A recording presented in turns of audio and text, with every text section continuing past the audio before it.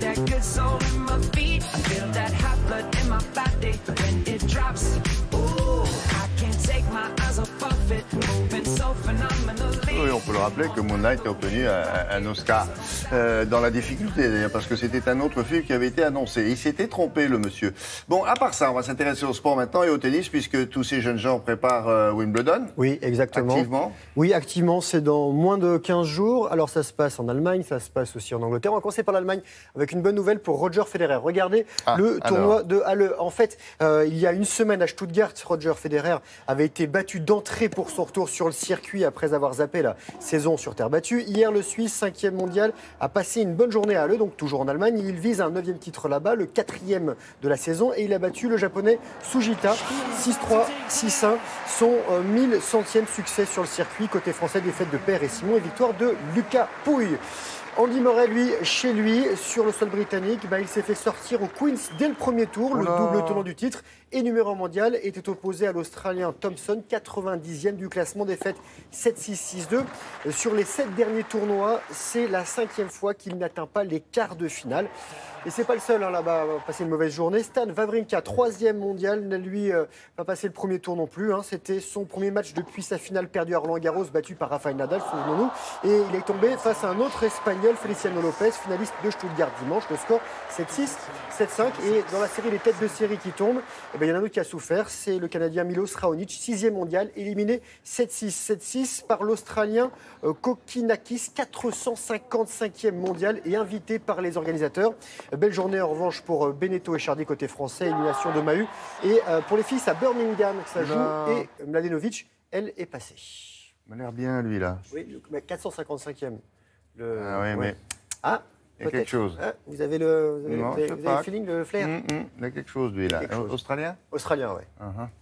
Il y a longtemps qu'on n'a pas vu un Australien au plus haut niveau. Oui, ça devrait. Bon. Du basket, peut-être? Oui, avec l'Euro qui se passe en ce moment du côté de la République tchèque. Et on connaît l'adversaire des Françaises pour les quarts de finale. Les Françaises directement qualifiées pour les quarts de finale de l'Euro affronteront jeudi les Slovaques ici en bleu qui disputaient hier un 8e de finale face aux Ukrainiennes.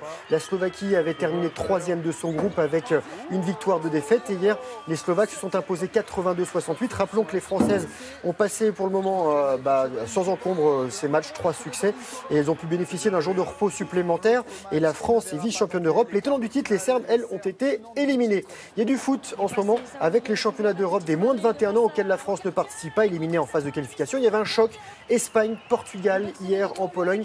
Victoire espagnole. Les Espagnols sont en blanc 3-1. Et le plus beau but, il est portugais, regardez, de Bruma.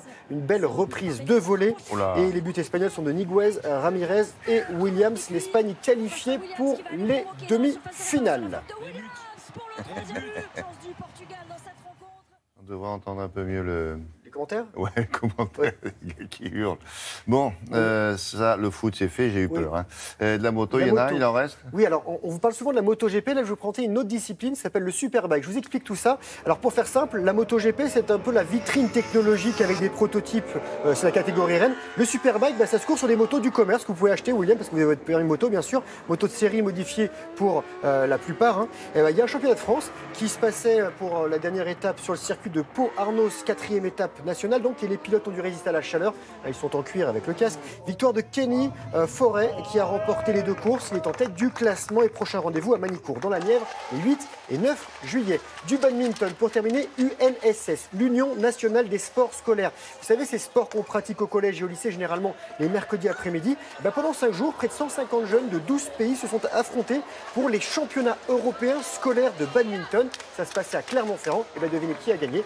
Ce sont les jeunes Français en équipe mixte. Voilà, donc on félicite ces jeunes joueurs de badminton, des badistes, et surtout faites faire du sport à vos jeunes. Ils sont assez doués, visiblement. Ils sont très doués. Merci beaucoup.